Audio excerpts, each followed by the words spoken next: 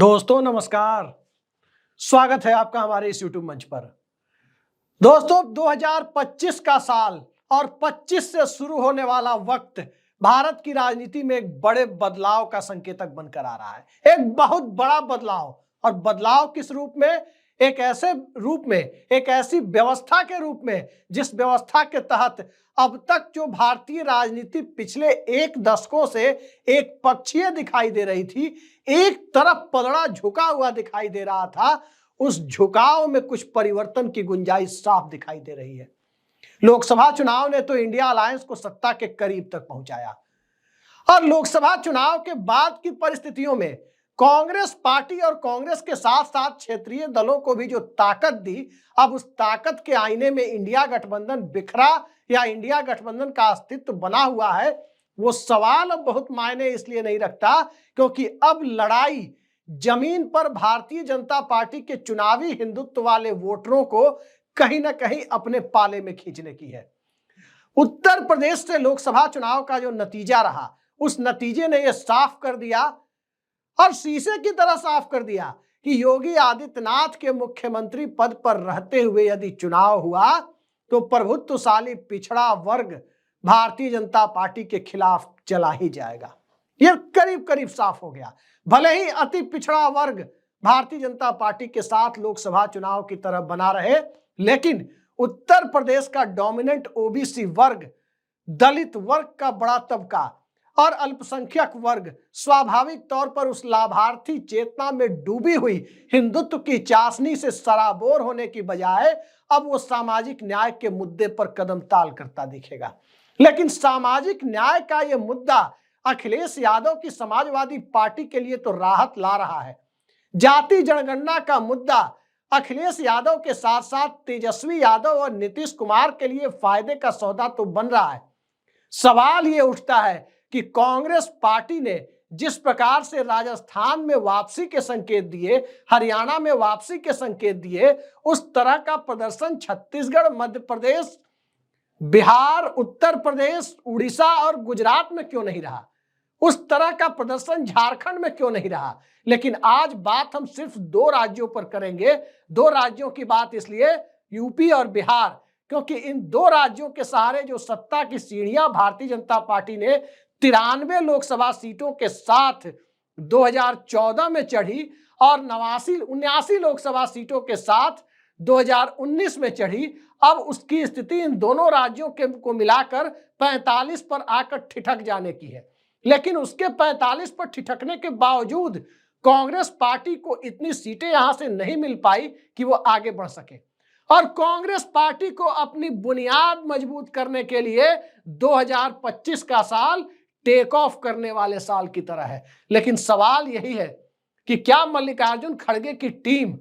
क्या राहुल गांधी का मार्गदर्शन कांग्रेस पार्टी के सामने खड़े हुए अवसर को आपदा में बदल देगा, या वाकई भारतीय जनता पार्टी के लिए जो राजनीतिक आपदा चुनावी हिंदुत्व के बिखरने से दिखाई दे रही है, उस राजनीतिक आपदा को कांग्रेस पार्टी अपने लिए अवसर में बदलने में कोई कोर कसर नहीं छोड़ेगी।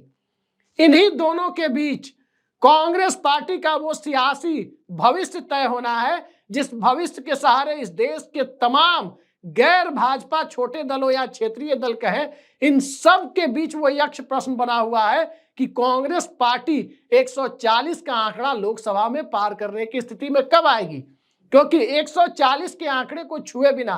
कांग्रेस के नेतृत्व में एक अस्थायी वैकल्पिक सरकार की संभावना छीन हो जाती है। और जब वो संभावना छीन हो जाती है तो तय मानिए भारतीय जनता पार्टी येन केन प्रकारेण कभी अपने पैकेज से एक हार्डकोर हिंदुत्व वाला चेहरा, तो कभी सुविधा के हिसाब से एक लिबरल हिंदुत्व वाला चेहरा, अलग अलग परिस्थितियों में, अलग अलग समयावधि में, अलग अलग नैरेटिव के साथ पेश कर कांग्रेस पार्टी और इंटायर अपोजिशन को, संपूर्ण विपक्ष को सत्ता से दूर रखने में अपनी कामयाबी के साथ वो आगे बढ़ती रहेगी। अब सवाल यह है कि बिहार का चुनाव है, दिल्ली का चुनाव तो एक छोटे से राज्य का चुनाव है, और स्वाभाविक है कि कांग्रेस के वोट यदि यहां ज्यादा बढ़ते हैं तो नुकसान आम आदमी पार्टी को होना है, और तय है कि जब दो जगह वोट ठीक ठाक संख्या में बटेंगे तो भारतीय जनता पार्टी का रास्ता खुलेगा। तो दिल्ली के चुनाव को फिलहाल एक म्युनिसिपल चुनाव से थोड़े ज्यादा की अहमियत देते हुए जरा 8 फरवरी की तारीख के बाद के भारत की कल्पना करें कि आखिर ये देश किस रूप में, इस देश में विपक्ष की अहमियत किस रूप में जनता के बीच, जनता के मुद्दों के साथ, समाज के अलग अलग वर्ग के मुद्दों के साथ, चाहे वो अग्निवीर हो, चाहे वो ओल्ड पेंशन हो, चाहे वो किसानों की एमएसपी गारंटी की मांग हो, चाहे वो बेरोजगारों की समस्या हो, और चाहे इस देश के अंदर जाति जनगणना और सामाजिक न्याय का मुद्दा हो, चाहे बाबा साहब के सपनों को लेकर इस देश में जिस प्रकार की सियासत हो रही हो और एसटी एसटी वर्ग का मुद्दा हो, ये सारे मुद्दे जिस प्रकार से विपक्ष के सामने एक अवसर उपलब्ध कराते रहे हैं और उन अवसरों को भुनाने में अक्सर विपक्ष की सबसे बड़ी पार्टी कांग्रेस चूक करती हुई दिखाई दे रही है। उस चूक से उबरने के लिए 2025 का साल 8 फरवरी को दिल्ली के नतीजे आने के बाद से एक बड़े अवसर के रूप में रास्ता दिखाता हुआ दिखाई दे रहा है। अब सवाल यह उठता है कि रास्ता कहां से? स्वाभाविक है, पहला चुनाव बिहार का है, और पहला चुनाव जब बिहार का है तो बिहार में कौन सी गलती कांग्रेस पार्टी से 2020 के विधानसभा चुनाव में हुई, या कौन सी गलती 2024 के लोकसभा चुनाव में हुई कि 9 सीटों पर लड़कर कांग्रेस केवल 3 जीत सकी और विधानसभा में 70 पर लड़कर केवल 19 जीत सकी। हालात कैसे बने? तो हालात उसी तरह से बने जिस तरह से भारतीय जनता पार्टी के सामने बने हुए थे, लेकिन भारतीय जनता पार्टी ने इसे भुनाया और कांग्रेस पार्टी भुनाने में नाकाम रही। और भुनाने में नाकाम कैसे रही कांग्रेस पार्टी? तो वही पुराना राग कांग्रेस पार्टी के अंदर, वही पुराना राग, राहुल गांधी की जो कोशिशें हैं, मल्लिकार्जुन खड़गे का जो नेतृत्व है, जो एक दलित नेतृत्व ऊपर से कांग्रेस पार्टी में दिखाई दे रहा है, दलित समाज से आने वाले नेता के नेतृत्व में, और राहुल गांधी के रूप में संसद के अंदर जो नेतृत्व दिखाई दे रहा है, वो नेतृत्व जमीन पर जाते जाते हांफने लगता है। तो उसके पीछे का सबसे बड़ा कारण क्या है?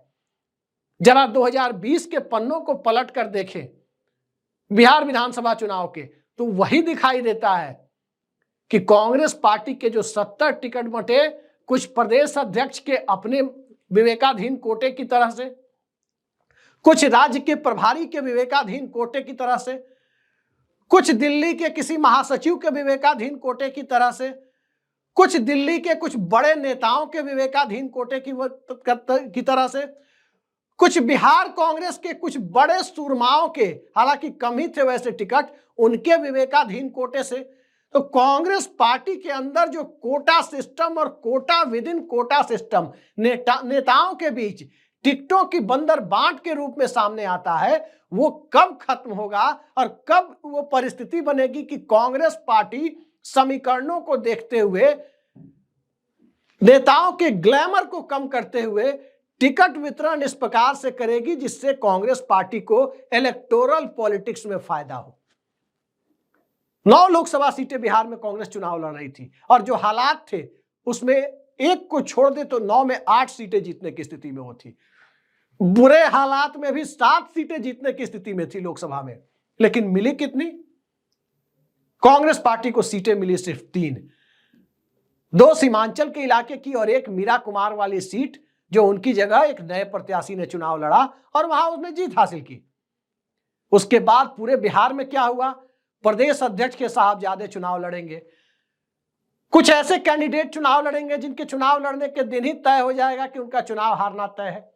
और यही खेल विधानसभा चुनाव में चल रहा था। विधानसभा चुनाव में 70 सीटें कांग्रेस ने ली और चिराग मॉडल का फायदा उठाकर जो आरजेडी 75 तक पहुंच गई, सत्ता के बेहद करीब इंडिया अलायंस जो उस वक्त महागठबंधन की शक्ल में था वो पहुंच गया, लेकिन कांग्रेस पार्टी के खराब प्रदर्शन ने सत्ता को महागठबंधन से यानी इंडिया गठबंधन के पुराने स्वरूप से वंचित कर गया। तेजस्वी यादव मुख्यमंत्री बनते बनते रह गए। हालांकि कुछ गलतियां राजद की तरफ से भी थी, लेकिन बड़ी गलती कांग्रेस की तरफ से थी और कांग्रेस को इस पर काबू पाना होगा। यही स्थिति अब उत्तर प्रदेश की तरफ चलकर देखें तो साफ दिखाई देता है कि उत्तर प्रदेश के पिछले विधानसभा चुनाव में नैरेटिव तो बना, लड़की हूं लड़ सकती हूं। क्या हुआ? 2 विधानसभा सीटें, 2.5% से भी कम वोट। और फिर उसके बाद लोकसभा चुनाव की बात करें तो जो स्ट्राइक रेट समाजवादी पार्टी का था उतना स्ट्राइक रेट तो कांग्रेस पार्टी का नहीं था। ये बात सबने देखी। अमेठी रायबरेली की सीटें मिल गई, कुछ छिटपुट सीटें और मिल गई और आधा दर्जन की संख्या तक कांग्रेस पार्टी उत्तर प्रदेश में पहुंच गई। लेकिन उस आधा दर्जन को यदि सफलता मान लिया जाए और ये मान लिया जाए कि 6 गुना 5 यानी 1 लोकसभा सीट के अंतर्गत आने वाली 5 विधानसभा सीटों के हिसाब से 403 सदस्यों की विधानसभा में 30 सीटें तो मिल ही जाएगी, तो ऐसा सोचना कांग्रेस पार्टी के द्वारा भी, पार्टी नेतृत्व के द्वारा भी, कार्यकर्ताओं के द्वारा भी खुद को मुगालते में रखने जैसा है। जब 22 सीटें कांग्रेस पार्टी ने लोकसभा में निकाली थी 2009 में, उसके बाद केवल 27 विधायक ही जीत करके आए थे। सोचिए 22 गुना 5 तो 110 होना चाहिए था, लेकिन 27 पर ही क्यों कांग्रेस पार्टी ठिठक गई? इसलिए ठिठक गई क्योंकि उत्तर प्रदेश और बिहार की सियासत को मंडल कमीशन ने जिस रूप में मथा, उस रूप में पढ़ने की बजाय और पिछले 34-35 सालों में यानी पोस्ट मंडल एरा के 3.5 दशकों में जो बदलाव आया, उस बदलाव को पढ़ने की बजाय आज भी कांग्रेस पार्टी अब जब नए सिरे से मंडल राजनीति की तरफ जा रही है तो वही गलती दोहराती हुई दिख रही है और वही काम करती हुई दिख रही है जो काम यदि उसने 91-92 में किया होता तो ये दुर्दशा नहीं होती। 91-92 से लेकर और आज 2025 में जब हम चर्चा कर रहे हैं तब तक गंगा में बहुत पानी बह चुका है, गोमती से लेकर गंडक और कोसी में भी बहुत पानी बह चुका है और सियासत के अंदर एक तरफ मंडलवादी चेतना भी जिंदा है तो एक तरफ कमंडलवादी चेतना भी जिंदा है और इन दोनों के जिंदा रहते हुए कांग्रेस पार्टी उस वोटर समूह तक नहीं पहुंच पा रही है जो भारतीय जनता पार्टी के फोल्ड में रहने को मजबूर इसलिए है क्योंकि उस कसमसाहट को सार्वजनिक तौर पर व्यक्त करने के लिए उसके पास एक पॉलिटिकल प्लेटफॉर्म, एक राजनीतिक प्लेटफॉर्म नहीं है। आज कांग्रेस पार्टी की वही दिक्कतें हैं और उस दिक्कतों से क्या राहुल गांधी निजात दिला पाएंगे? जाति जनगणना की बातें राहुल गांधी कर रहे हैं, बहुत अच्छी बात है, होनी चाहिए। बिहार में जाति जनगणना हुई और बिहार की जाति जनगणना के बाद जो हालात बने, एक कड़वी सच्चाई बिहार के बारे में यही है जिसको समझने के लिए ज्यादा पीछे जाने की जरूरत नहीं है क्योंकि जाति जनगणना ने बिहार में बहुत सारी ऐसी लोकसभा सीटें हैं जहां अपर कास्ट पॉलिटिक्स, सवर्ण राजनीति की वापसी करा दी और विधानसभा चुनाव में यह और मुखर होकर दिख जाएगा कि सवर्ण राजनीति की वापसी इस जाति जनगणना से जो लोग डर रहे थे उनके पक्ष में ही कैसी होती हुई दिखी। क्योंकि जाति जनगणना के बाद 50% के करीब ओबीसी वर्ग का जो तबका है उसके सोचने समझने के ढर्रे में एक कलेक्टिव कॉन्शसनेस, सामूहिक चेतना जो ओबीसी के नाम पर थी वो विखंडित होकर सामुदायिक चेतना यानी जातीय चेतना में तब्दील हो गई। नीतीश कुमार ने इस चीज को जाति जनगणना के बाद बहुत आसानी से पढ़ लिया, तभी अब वो जोर नहीं देते क्योंकि भारतीय जनता पार्टी के उभार ने एक गारंटी तो दे रखी है, चाहे लालू यादव हो या नीतीश कुमार हो, एक गारंटी तो दे रखी है कि अल्पसंख्यक उन्हें पसंद करे या ना करे उनके साथ एक खांचे में रहने को मजबूर है। वो गारंटी अगर कांग्रेस की वापसी होगी तो राजद और जदयू के लिए खत्म हो जाएगी और आज ये कहने में कोई गुरेज नहीं है कि कांग्रेस के कमजोर होने की वजह से भले ही अल्पसंख्यक समूह दूसरी पार्टियों में चला जाए वोट डालने, लेकिन कांग्रेस अब उसका पहला प्यार बन चुकी है। कांग्रेस पार्टी के प्रति अल्पसंख्यकों के मन में एक नया अनुराग उत्पन्न हुआ है और इस बात को राजद और जदयू जैसी पार्टियां, समाजवादी पार्टी जैसी पार्टियां बखूबी समझ रही है। क्या यह संभव था कि कांग्रेस पार्टी के सहयोग के बिना उत्तर प्रदेश में संविधान बचाओ का नैरेटिव खासकर पूर्वांचल में कामयाब हो जाता? कतई नहीं होता। दलित वर्ग का बड़ा वोटर जो बसपा की निष्क्रियता से कहीं ना कहीं निराश था, लाभार्थी चेतना में 2 बार से जाता हुआ दिख रहा था, वो अब लाभार्थी चेतना और बसपा की निष्क्रियता को भूलकर कांग्रेस पार्टी मल्लिकार्जुन खड़गे का प्रतीकात्मक नेतृत्व ही सही लेकिन उसके साथ पीडीए के फॉर्म में अखिलेश यादव और राहुल गांधी के गठबंधन के प्रति अपने राजनीतिक जज्बातों के सार्वजनिक प्रदर्शन से खुद को रोक नहीं पाया। लोकसभा चुनाव का नतीजा सामने है। सवाल यही है कि जब चुनाव माइक्रो लेवल पर जा रहा है, जब चुनाव अब लोकसभा की जगह 1/5 या 1/6 छोटी संख्या वाली सीटों पर जा रहा है विधानसभा चुनाव के रूप में, और 2025 का साल बिहार के साथ उसकी शुरुआत कर रहा है, तो उस शुरुआत के लिए कांग्रेस पार्टी के पास स्ट्रेटजी क्या है? एक तरफ जाति गणना हो चुकी, दूसरी तरफ जाति जनगणना की मांग बढ़ रही है, और इन दोनों के बीच में शुरुआत यदि बिहार से ही करनी है तो क्या कांग्रेस पार्टी उस सामाजिक बदलाव को महसूस कर पाने की स्थिति में है कि समाज का सबसे निम्नतम तबका जो आर्थिक आधार पर सबसे निचली पायदान पर है और जो आर्थिक सामाजिक आधार पर सबसे ऊंचे पायदान पर है, ये दोनों एक प्लेटफॉर्म पर आने की जद्दोजहद में लगा हुआ है। भारतीय जनता पार्टी का चुनावी हिंदुत्व उसे पूरा करने में उसे कामयाब होता हुआ दिखाई नहीं दे रहा है, और दूसरी तरफ राजद और जदयू से वो छुटकारा चाहता है। क्या इस बात को कांग्रेस के लोग महसूस कर रहे हैं? क्या उत्तर प्रदेश के परिप्रेक्ष्य में कहें तो योगी आदित्यनाथ यदि मुख्यमंत्री पद पर बने रहे तो जिस प्रकार से भारतीय जनता पार्टी के लोगों ने ही उन्हें राजनीतिक तौर पर एंटी ओबीसी साबित करने में कोई कोर कसर नहीं छोड़ी, इस तरह की छवि बाहर में बनने दी गई कि योगी आदित्यनाथ के रहते उत्तर प्रदेश में पिछड़े वर्गों का भला नहीं हो सकता। ये मानसिकता जब भाजपा के अंदर के लोगों के बयानों के सार्वजनिक रूप से उनके ट्वीट और उनके बयान और सोशल मीडिया पोस्ट के द्वारा जब सामने आने लगे, तो यह तय हो चला है कि अगर योगी आदित्यनाथ के मुख्यमंत्री पद पर रहते हुए चुनाव हुआ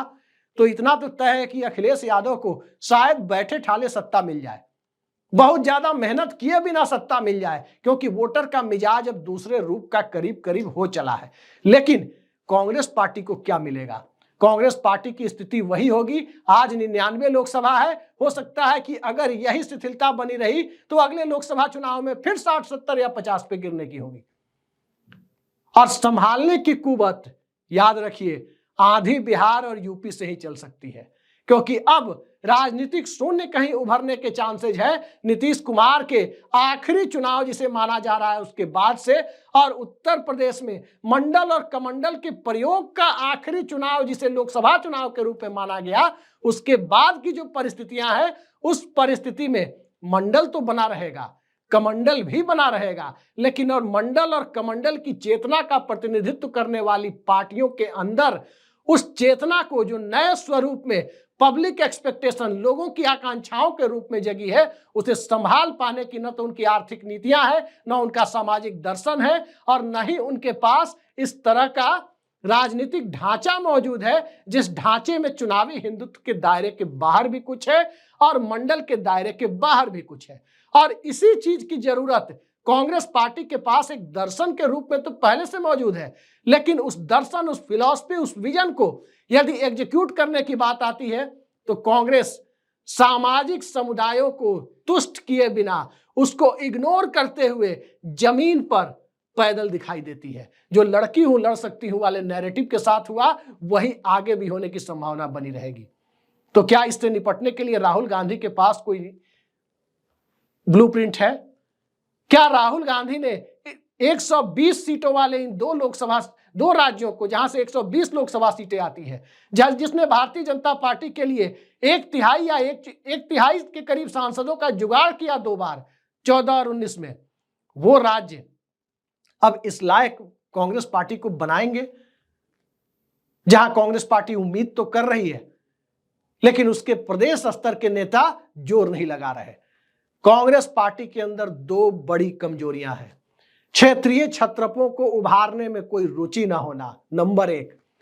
और नंबर 2, सामाजिक समीकरणों की सियासत को पढ़ने की बजाय जाति जनगणना के उस मुद्दे पर यूपी बिहार में उस तरह जोर देना जिस तरह चुनावी हिंदुत्व को तोड़ने के लिए मध्य प्रदेश, छत्तीसगढ़, गुजरात और राजस्थान में जोर दिए जाने की जरूरत है। वहां यह मुद्दा कारगर हो सकता है। यूपी बिहार अब उससे आगे निकल चुका है, क्योंकि यह मुद्दा जितना जोर पकड़ेगा, राष्ट्रीय जनता दल की कमजोर हो रही सियासत और मजबूत होगी। नीतीश कुमार का उखड़ रहा राजनीतिक विकेट और ज्यादा मजबूत होकर के सामने आएगा, और अखिलेश यादव एक बार फिर 2012 वाली परिस्थिति में दिखेंगे जहां कांग्रेस पार्टी की जरूरत उनके लिए नहीं के बराबर होगी। लेकिन कांग्रेस पार्टी क्या अपनी जरूरत को शिद्दत के साथ बनाए रखना चाहती है?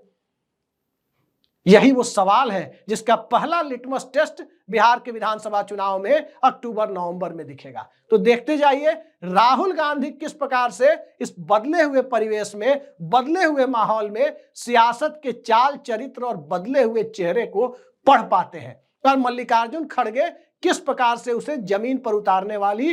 रणनीति बना पाते हैं। आज के लिए इतना ही। नमस्कार।